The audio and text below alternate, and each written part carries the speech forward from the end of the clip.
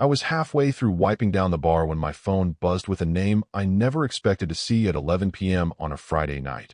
Miranda Chun, my boss, the ice-cold VP, who'd never said more than 3 words to me outside of work directives. The text was barely coherent. Help. Can't drive. Please. I stared at those words, my gut twisting because I knew what helping meant. It meant leaving my 8-year-old daughter Lily alone for longer than I'd promised.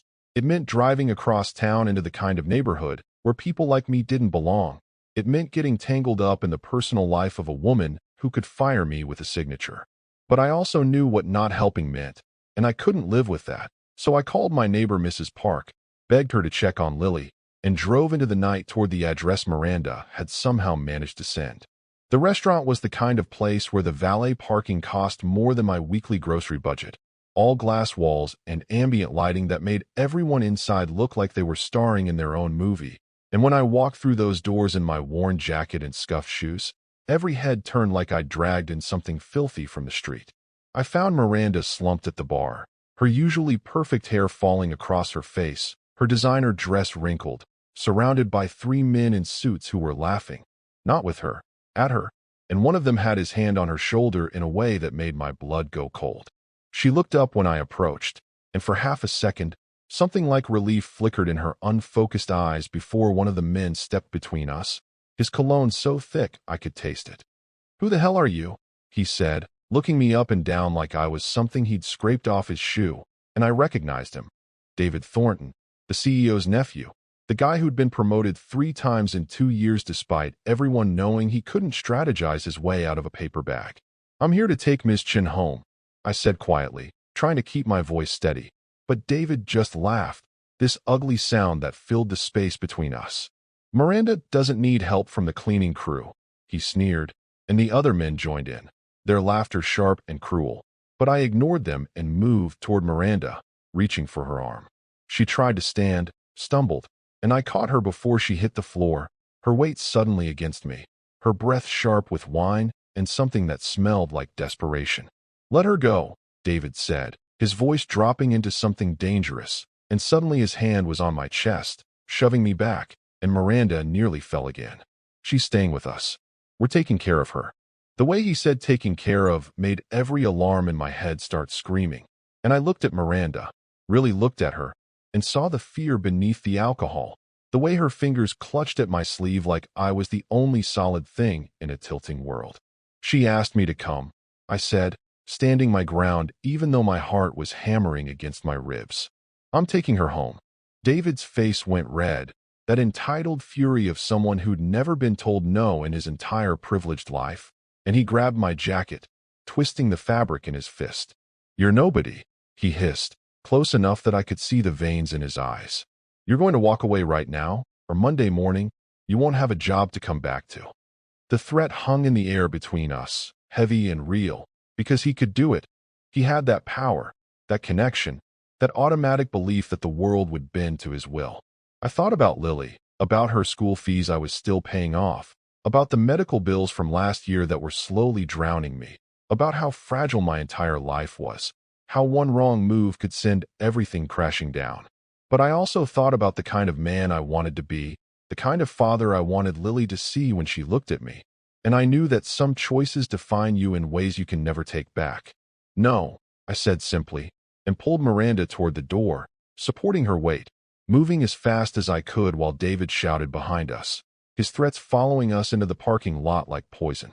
I got Miranda into my beat-up Honda, this car that had 200,000 miles and a temperamental transmission, and she immediately slumped against the window, mumbling her address between long silences. The drive took 40 minutes, through streets that got progressively wider and more tree-lined, past houses that looked like museums, until we reached a gated community where the security guard took one look at my car and reached for his phone. Miranda aroused enough to mumble her name, and the gates swung open like magic, revealing a world I'd only seen in magazines, sprawling lawns, fountains, houses with more windows than my entire apartment building. Her place was a modern masterpiece of steel and glass, all clean lines and expensive emptiness, and I half carried her inside, trying not to look at the art on the walls or the furniture that probably cost more than I'd earned in 5 years. I got her to the couch, found a blanket, left water and aspirin on the coffee table, and wrote a quick note. Door is locked. Call if you need anything. Before letting myself out, exhausted and wired and already dreading Monday morning. The weekend passed in a blur of Lily's soccer practice and grocery shopping and trying not to think about David's threats. But Sunday night, I barely slept, staring at the ceiling and running through scenarios, each one ending with me packing up my desk while security watched. Monday morning came too fast, and I walked into the office building with my stomach in knots, expecting to be called to HR before I even reached my floor. But nothing happened. I went through my morning routine, emails, reports, the endless small tasks that kept the department running, and Miranda's office door stayed closed, her assistant turning away anyone who tried to approach. At 10 a.m., my phone buzzed with a calendar invitation. Ms. Chen's office. 10:30 a.m. Mandatory. I felt the floor drop out from under me because mandatory meant witnesses, meant official, meant this was it. I took the elevator up to the executive floor, each second stretching into eternity, and when I knocked on Miranda's door, her voice, clear and cold as always, told me to enter. She was behind her desk, perfectly composed, her hair immaculate, her suit crisp, no trace of Friday night's vulnerability except for a tightness around her eyes. Close the door, she said, and I did, my hands shaking slightly. Sit down, she continued, and I sat, waiting for the axe to fall, already calculating how many weeks my savings would last. She looked at me for a long moment, her expression unreadable, and then she said, David Thornton came to see me this morning. My heart stopped. He told me what happened Friday night. He said you assaulted him, that you were inappropriate, that you took advantage of my condition. The words hit me like physical blows because of course David would twist it, would use his power and his connections to destroy me before I could threaten his carefully constructed image. That's not. I started, but Miranda held up one hand, silencing me. He demanded I fire you immediately.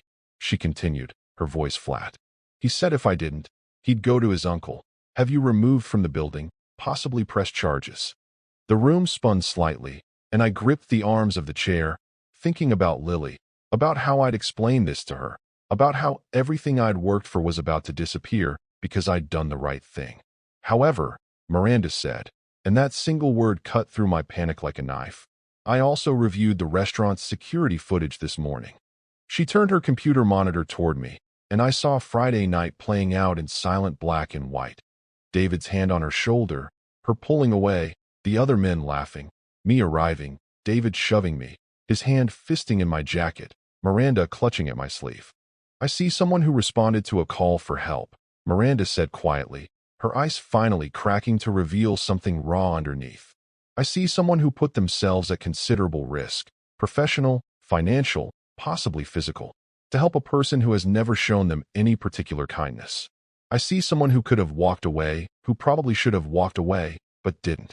She closed the laptop, and when she looked at me again, her eyes were fierce.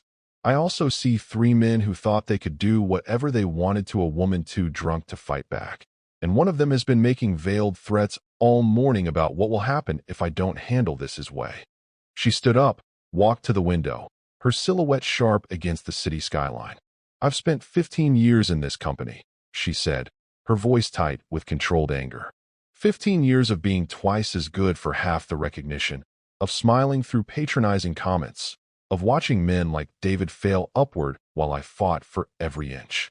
And Friday night, when I needed help, the only person who came was someone I'd barely noticed, someone I'd treated like furniture, someone who had everything to lose and nothing to gain. She turned back to me, and I saw something I'd never seen before in Miranda Chun, respect.